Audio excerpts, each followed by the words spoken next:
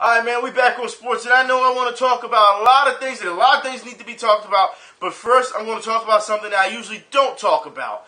And you wrestling fans have been asking me to talk about what happened over the weekend, and you know what, it just, I thought it was common sense, but clearly it's not, because we've seen a lot of people on Twitter complain about this type of thing and try and defend it. Hulk Hogan. Okay, let's talk about Hulk Hogan, alright? Hulk Hogan, as you know, has been fired from the WWE. He's been taken out of WWE 2016. They've stricken him from the record. They've pretty much deleted everything that's Hulk Hogan apparel. Not just WWE. TNA Wrestling also has anybody who's been affiliated with Hulk Hogan has erased anything of his past. Now, here's the thing. You can't do that. I say that due to the fact that are we going to sit back and realize that, you remember the time when he's body slammed Andre the Giant? People are already making Photoshop pictures of Andre the Giant hanging up in the air, and there's no Hogan. You know what I mean? Like, it makes no sense. Now, look, I'll tell you this.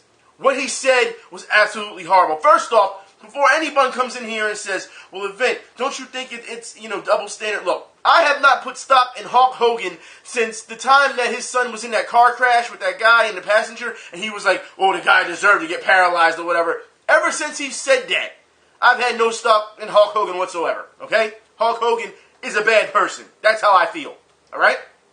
Now, when you want to sit here and say, because of, what was it, his daughter was having sex with a black guy or something like that, there's so many stories. I saw one story that said he called The Rock a nigger, and then they go on about, what happened with his daughter, and that's when he had his expletive and went off. And then there's another interview where he says that, he's not allowed to use the N-word, but everyone else is, and he says that, he's a bit racist. So he admits it. Look, you cannot defend what he has said. Now, granted, 8 years ago, okay, that's a stretch. It is a stretch. Because it's 8 years ago. You're going to tell me that nobody knew about this for 8 years. Nobody. So, TNA Wrestling didn't know about it. WWE didn't know about it. Not to mention that WWE themselves have done a number of racist angles. Mexicals. There's just so many racist angles that Vince McMahon walking up to Booker T and John Cena talking about some, what's up, my nigga? Like, we've seen this time and time again from WWE. It is nothing new. So it's kind of like the pot calling the kettle black at this point, due to the fact that they would do that. I understand that they're PG company now, so they're not going, they can't let but so much stuff slide. But you got to be kidding me. After 8 years, and you have all these people, granted, he said it, he admitted it. There's no defending it. Hulk Hogan admitted it, and he apologized for it. All right? But then you have wrestlers like Virgil coming out, all people, Virgil, all right, and saying, Hulk Hogan, look what he's done for my career. Where you at now, Virgil? Where you at? Last time I see you, every time you at a convention, you by yourself like this. Because don't nobody want your autograph. That's what I see. Matter of fact, they have a meme called Lonely Virgil, where all yours pictures of you everywhere by yourself. And then to sit here and defend him, and Dennis Rodman comes out. Dennis Rodman is the last person to come out and have to... You should not listen to Dennis Rodman, period, when it comes to anything. Because that's how Dennis Rodman is. Just not too long ago, people was jumping on this guy, after what happened with North Korea. I'm not trying to hear Dennis Rodman is the go-to guy to say, hey, he should be defending Hulk Hogan. Don't want to hear it. At all. As far as I'm concerned, what Hulk Hogan did, was it wrong? Yes. Do I feel as though he should have been stricken from the record completely? No. Should you want to suspend him or something like that? I'm fine with that. But to sit here and take him away completely, knowing that he has done so much in the past, you just can't erase that. You can't Chris Benoit him. You can't do that. It's impossible that Chris Benoit Hulk Hogan. Unless Hulk Hogan did something like Chris Benoit. You know what I mean? So, I put this. Is Hulk Hogan racist? Yes. Is he a nasty son of a bitch for what we've seen in his Hogan Knows Best, and hearing his children? Yes. Is he a bad person? Yes. But are you going to tell me within all these things that have built up, now you decide to do it? I feel that's wrong. If you did it beforehand, I wouldn't have a problem with it. You know what I mean? But for that to happen, it's absolutely ridiculous. Like I said, Hulk Hogan's a racist. Hulk Hogan is a fucking idiot. And as far as I'm concerned, I see a lot of people saying that their childhood idol, because we all grew up watching Hulk Hogan as kids, you know what I mean?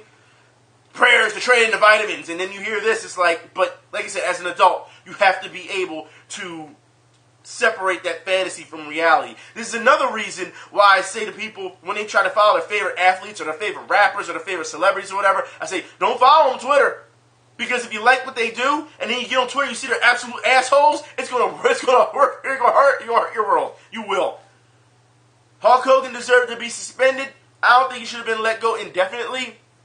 Probably let go for a while. Because as we know, here in America, people have a lot of short-term memory. They do. Soon as the next thing happened, they're gonna forget about Hulk Hogan.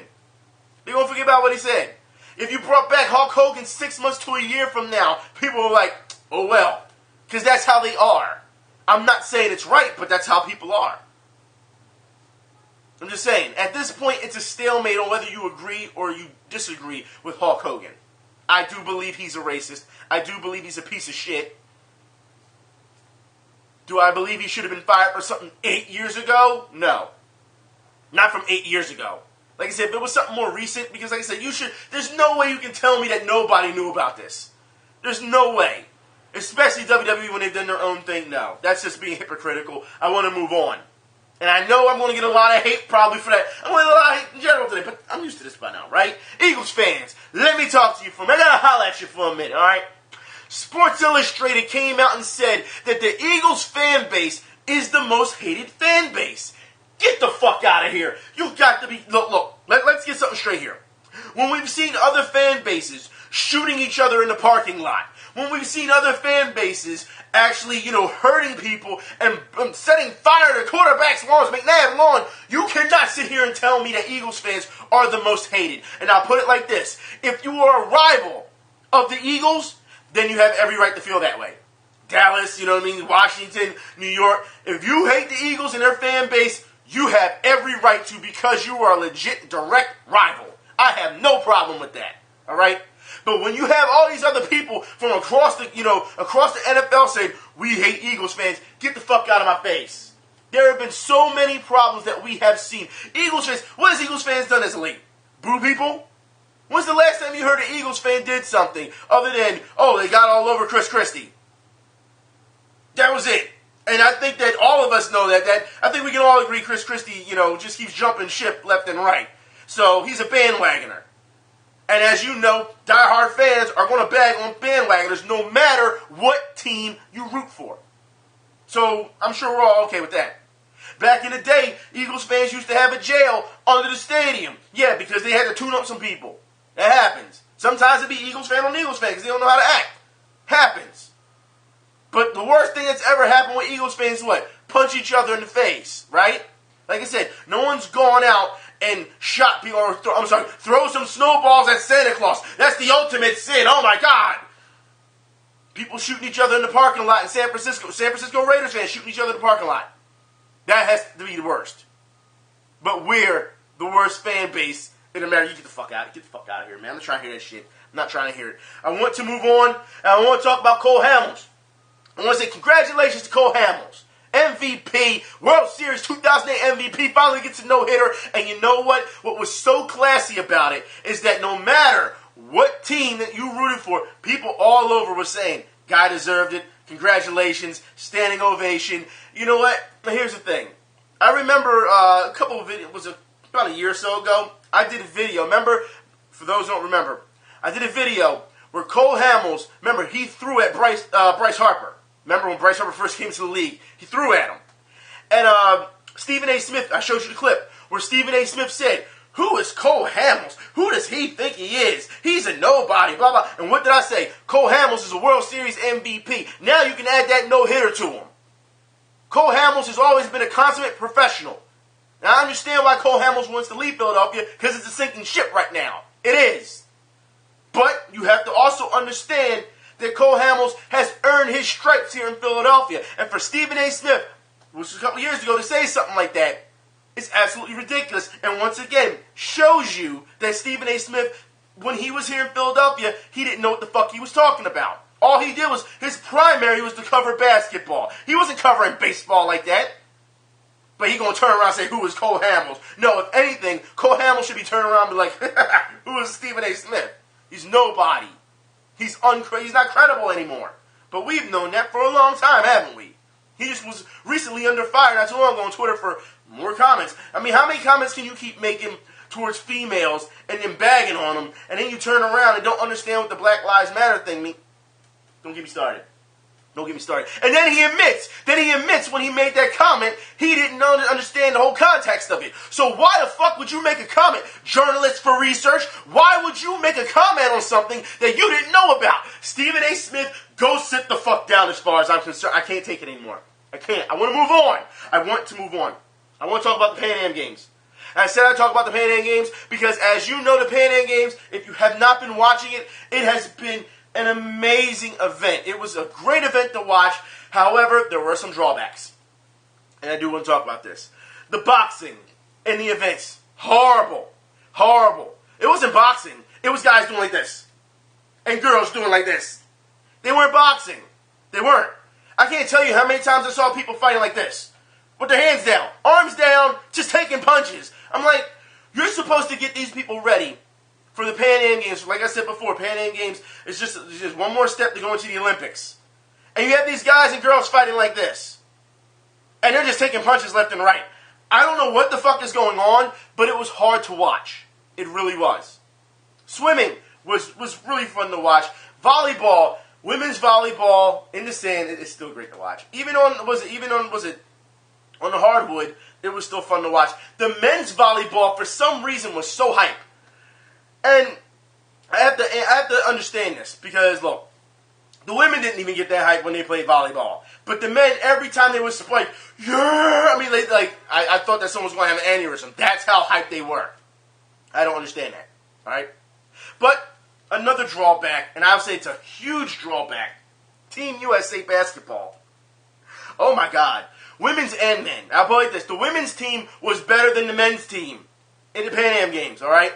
However, women's team, when you have X amount of seconds on the clock, okay, and you have your best three-point shooter open 6 different times coming down the lane, and you choose not to pass her the ball, you deserve to lose. You're not down by much. Give her the ball. She's wide open. Seriously, she went unguarded for 6 different plays. And the commentators kept saying, this girl is the most high percentage shooter on your team when it comes to three-point shots. And you're leaving her wide open. Give her the ball. They never did. Never did down stretch. Women's team lost. They got the silver, which is nothing to scoff at. Nothing to scoff at. So I'd say they put in a lot of hard work, but you pretty much beat yourselves. That's what you did. Okay?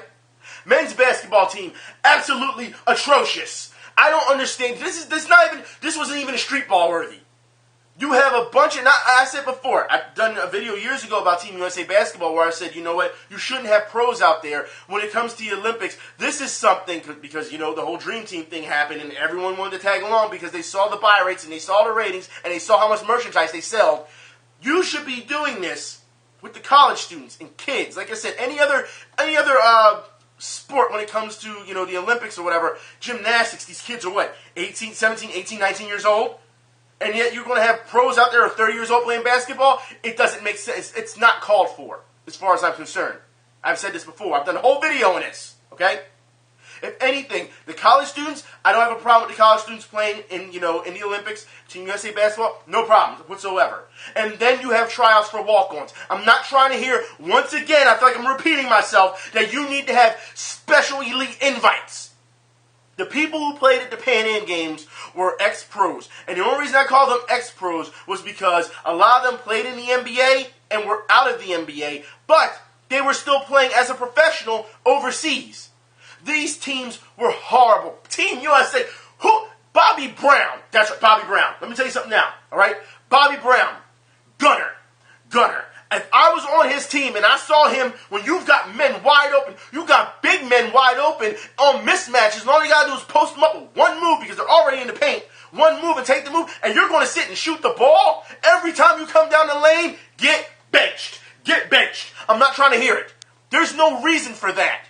And I know a lot of people will say, if you look at the stat sheet, well, Bobby Brown, if it wasn't for him, they wouldn't make key plays. He kept shooting the ball.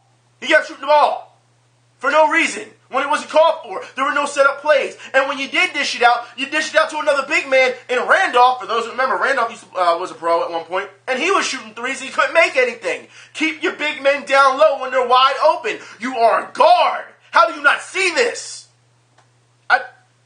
Team USA, they looked horrible. At one point, it got to the point where I was like, you know what, I want to turn the channel. And I ended up turning the channel and coming back eventually because, like I said, I'm a big fan of basketball. You know what I mean? So when I came back to basketball, it was like USA is down by 15 points. Then USA was up by 6 points. Then USA was down by 10 points. It was just, it was so inconsistent. It was ridiculous. It was just disheartening to watch. It just was. If there's any sport out of all of the Pan Am Games that was hard to watch, it was men's USA basketball. At least the women lost their finals, okay? But at least they played consistently throughout the tournament. The men, however, horrible. It was hard to watch. It really was. But you know what isn't hard to watch? And we've talked about this before. Police versus street ball players. Now, remember last time I had showed you where, a kid had, here in Philadelphia, was playing one-on-one with a cop, and he baked the hell out of the cop. And then we saw the next week after, I showed you there was a report that the cops were sorry that they lost, and that they actually got the kid and took him in, and they arrested him and took him in and all this type of stuff, and they didn't realize that he was a college player. That's why he was baking them, because he was trained, you know what I mean? He wasn't a street ball player, but he was out in the street playing, you know what I mean? They didn't know. And then they got all salty about it and took him into the station and let him sit there for a while, handcuffed him to the bench and everything. They really did a job because they were so damn salty. Well, let's take a look at New York, because I know as of late New Yorkers and in their fan base, I put it like this: y'all know between Knicks and Nets, it really doesn't matter when it comes to street ball because everybody gets along in New York, or at least. In my experience, when I've been in New York and played many times there, people get along in New York. Well, I'm happy to say that the police decided they're going to take up street ballers. That's right. They're going to take them on while on duty. So why don't we check this out and see how the police actually fare against street ballers. Kid was saying he would have. Hey! Oh! Step back! Yo, get him out of here, Mo!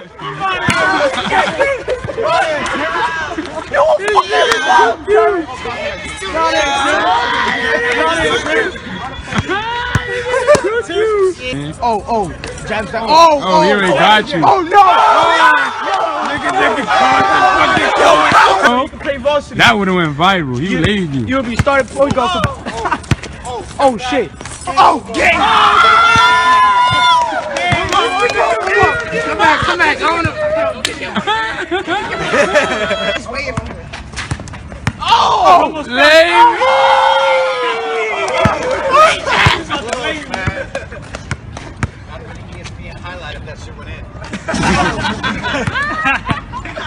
I guess I'll be seeing all of y'all news for New York. Y'all be all. Y'all gonna be famous after this. Oh, Good deal. that was nice. He got read. He's tired. Hey! Cheers, sir. Hey! Cheers, Hey! chef. Hey! Yeah!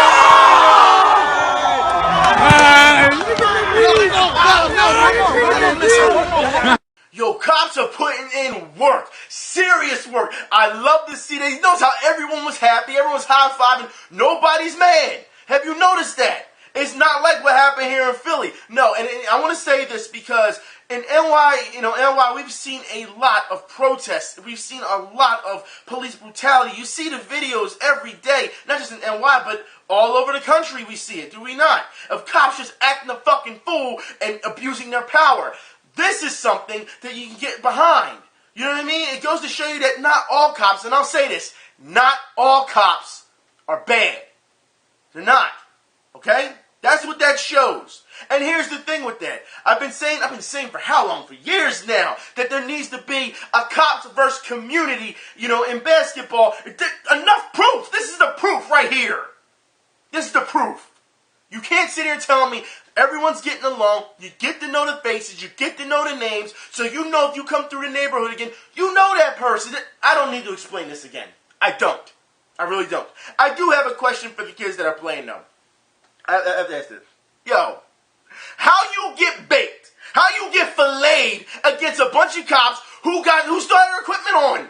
They still got their equipment on, and their standard uniforms, and their standard shoes. I mean, seriously, that's an extra, 5 pounds that they're playing with, and they still getting you. How is that possible, kids? I'm not trying to hear it. You've been revoked. Y'all got destroyed, but you know what?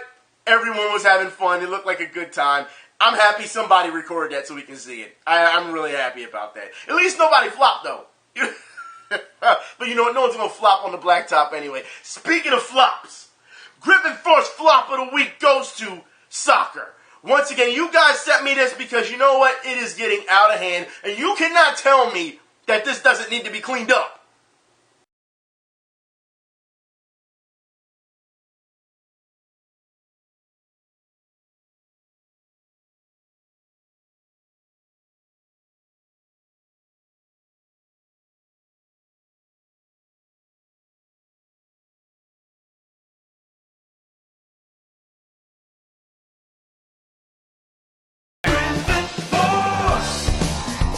Just stop. Just stop. What's the point of playing if that's what you're going to do? You're going to tell me, as a professional, you worked so hard to get to that level to do that? Really? You should be ashamed of yourself. Because you disrespect not just the sport, you don't just disrespect yourself, you disrespect your family, you disrespect your friends, people who cheer you on, and you going to pull that shit? Get the... Whatever, man. I want to move on. Speaking of not flopping and hard work, for those who didn't see over the weekend, the CrossFit Games. And you know what I'm going to say is because I think that the CrossFit Games is about to be my new favorite sport. The CrossFit Games were amazing. It's obstacles and design for physical fitness to see who is the most physical fit person in the world. We're talking men and women. And if you see what these people are doing, it is absolutely insane. You're running a mile, which is nothing, of course. But then you have to do all these obstacles. First off, you're running a mile in a flak jacket, all right? In a heavy flak jacket. Then they're having all these things where you got to go upside down and do upside down push-ups with your legs straight up in the air, and you got to do 60 of them. You got to do 60 pull-ups. And like, this is all in succession. You know what I mean? You got to climb over because they were in a stadium. You got to climb the stadium wall, pick up sandbags, take each sandbag up and down the steps, bring them back down, put them in a wheelbarrow, run them across the stadium, put them up. Man, it is crazy to see what these people go through. And everyone is in phenomenal shape, of course. But to see what people had to do to get into this, into this type of physical fitness. I mean, like, they actually had one point where you had to walk on your hands for 100 yards after doing upside down, like 60 upside down push-ups. So, like, to see how much you can take. And if you did it, like, if you got all the way over there and then you fell before you got to the 100-yard mark, this one girl got to the 99-yard mark and fell. And it was like, nope, gotta go all the way back. You know what I'm saying? Like, it's absolutely insane. All right? I'm saying dumbbell lifts, and it's not just dumbbell lifts, you know what I mean? Or even dead squats. You have to do so many of them in a row, and then you have to go right to the next. There's no break. No break. So, I have to say that the CrossFit Games, there's all types of swimming and everything. Man, I think it has to be my newest sport, favorite sport. To see so many people. It's almost, for those who've seen like Ironman competitions or World's Strongest Man competitions, it's like that times 10. It really is. And it was a pleasure to watch it. As far as I watched it over the weekend. It was amazing. The only reason I can't show you footage is due to the fact that of copyright issues with that. There's a lot of things that I wanted to show you today. Like, I would have loved to have shown you, some WWE stuff and show you how much of a hypocrite they are, but last time I showed some WWE stuff, what they do? They flagged the video down. So, whatever. Fuck WWE. So, but yeah, the CrossFit Games, if you get a chance, I'm sure there's some videos on YouTube where you can see some of these things that they do. By all means, please check it out. It is amazing. And it only comes around, I believe, once a year, which is kind of sad, but I understand. Around-the-clock training, some of these people get injured really badly. They do. So it's like they have to sit out even, that next following year because of their back or whatever. They have to make sure that they're okay. Because there's so much physical demand. So much, demand and stamina, too. It's amazing. But these people, these men and women, no matter if they came in first place or last place, they all put in a lot of hard work. And I just want to say congratulations, because it takes a lot of heart to do that. It does. To even compete, it takes a lot of heart. And I think a lot of people don't give others credit when it comes to that. When you see MMA, when you see boxing and things of that nature. And yeah, there's a lot of people who really do suck. But you still got to give them that credit and for having that heart to get in the ring and fight. And I want to talk about heart right now. I want to start with boxing, all right? For those who did not see over the weekend, Kovalev fought, I'm not going to say the guy's name, some nobody. It was a nobody. He was. It wasn't worth watching. Kovalev was not worth watching. It wasn't. Because he ran through the guy with no problem, okay? My problem before that was the undercard, all right? Pascal versus Gonzalez. Look, we've seen Pascal fight, and we know that Pascal models himself after Roy Jones, has Roy Jones in his corner, things of that nature. That's how Pascal feels as though he can fight. However, when this fight started, I thought something was wrong with Pascal. I thought maybe he was injured or something, because Gonzalez is whooping the shit out of Pascal, and Pascal isn't used to this. I'm not used to seeing him take this type of damage and not use his speed. So Pascal, the entire fight, what's he doing? He's backtracking. He's backing up. Gonzalez is stalking this guy. You know what I mean? And he's fighting. And the thing is, this fight went to if you haven't seen this fight, watch this fight. There are just bombs thrown left and right. There is so much damage taken in this fight that if you didn't like boxing, this is one of those you're like, damn, this is a pretty good fight. This may be worth seeing more. You know, it's one of those fights because it's not just the bombs being thrown, but the bombs being thrown at the right time when guys have their hands down here and taking big shots, and you see in slow motion their face just shift and come back, and they're just like, I'll take that like nothing to it and keep coming forward. It's crazy to watch. And the thing is, Pascal, I felt he lost this fight. But with the decision, you know how refs are. So let's check it out how this goes down.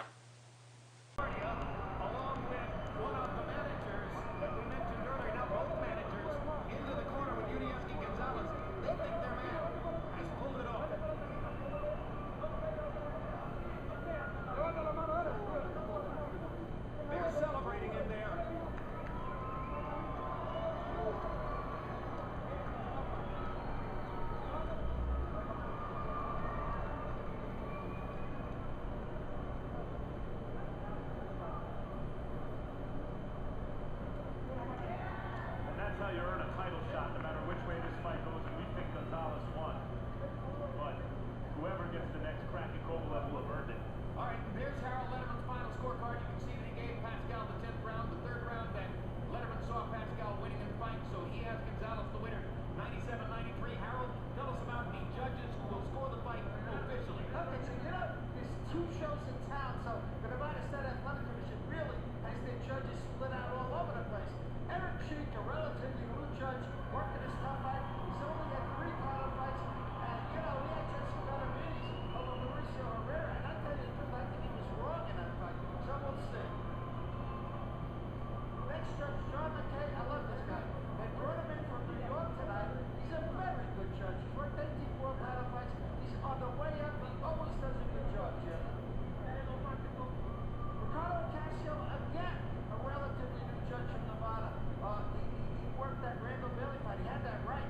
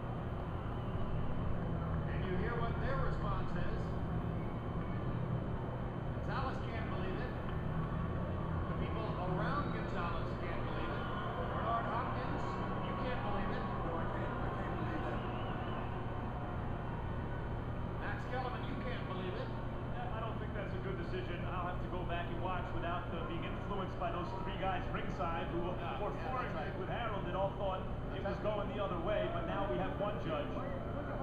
Oh, look, he's weeping.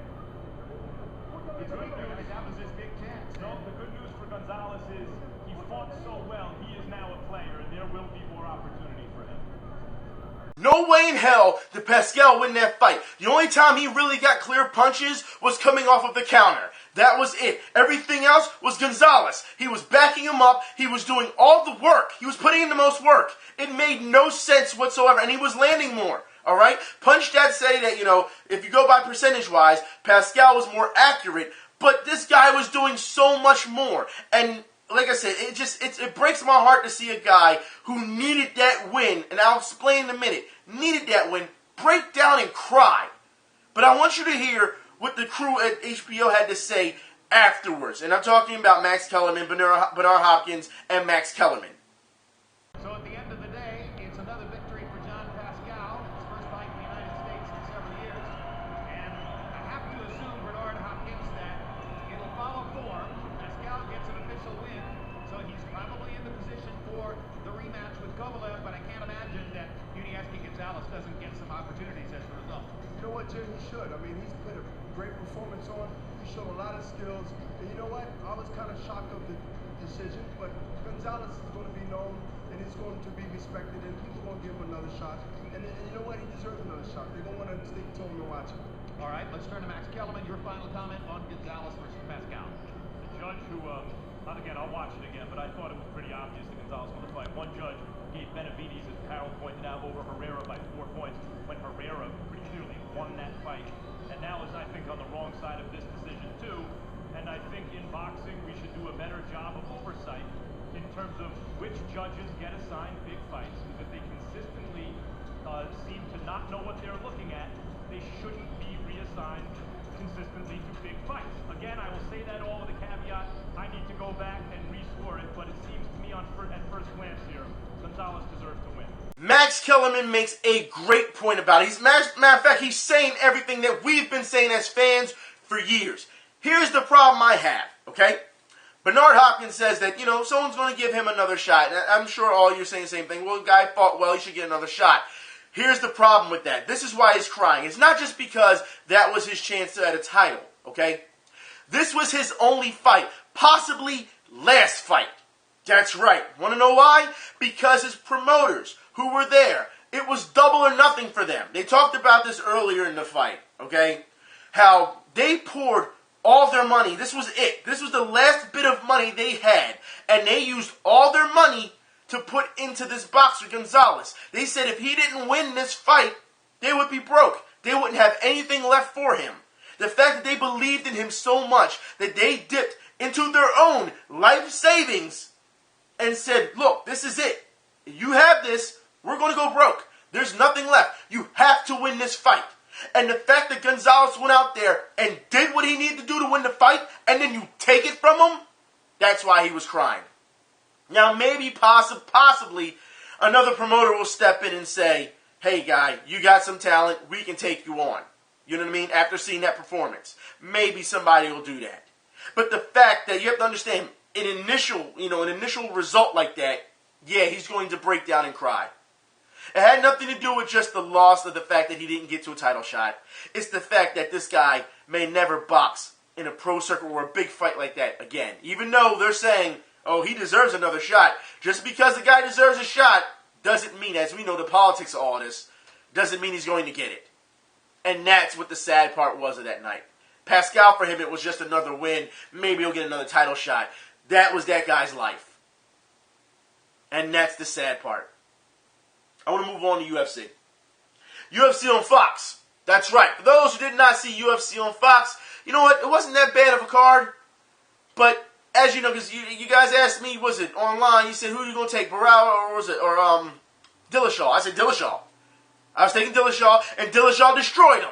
Because Dillashaw, if you haven't noticed, not only was he more confident, not only was he leading in strikes by over 20 punches, but the fact that he was more conditioned, his stamina. And I've been telling people this time and time again, doesn't matter the level of fighter.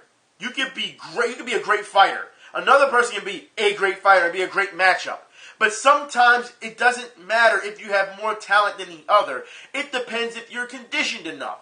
And once you get gassed, that can be a problem. And we saw that within, late second round, and then Dillashaw just took over and it was over. That's what it was. It was the guy just ran out of gas and he had nothing left. And that was it for Dillashaw versus Barao 2. However, that wasn't the best fight of the night. No. Best fight of the night goes to the women. That's right, Jessica Eye and Miesha Tate. And I'll put it like this. Jessica Eye, for those who do not know Jessica Eye, this girl can throw. All right? We've seen this. I showed you before when she hit that one girl and her ear exploded. Jessica Eye can throw. Miesha Tate is a seasoned veteran, and she can do pretty much everything. And what she does best is try to meet you at your own game. However, sometimes it can be foolish. We saw this when she fought Rousey the second time, and she was like, oh, I'm going to try and stand up with her the whole time. I'm like, what are you doing? No, wrestle her. You know what I mean? Like you can't do that. Like, she wanted to beat her at her own game. You cannot stand with Rousey and then try to say, okay, well, I'm just going to let her get me the way I want to, and then she's going to put me in the armbar, and that's it. No, you have to cater to your strengths. Yes, you should do some striking, but you have to mix it up. Because if you do one thing the entire time, you know that you become predictable, and they're going to pick on you.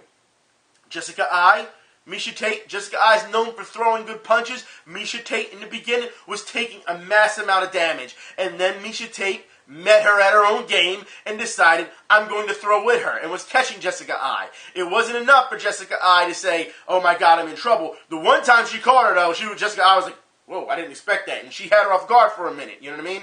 But then she recovered really quickly and kept throwing. What beat Jessica Eye, I felt, was Miesha Tate's ground game.